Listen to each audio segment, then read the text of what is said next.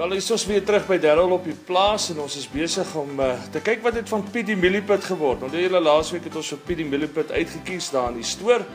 Ons het hom geplant en hier is ons omtrent by 4 weke se groei.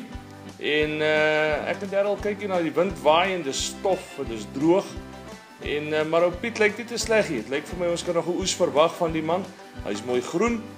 En ons gaan die Here vertrou vir 'n groot oes in ou Piet se lewe en ons vra die Here om hom te seën.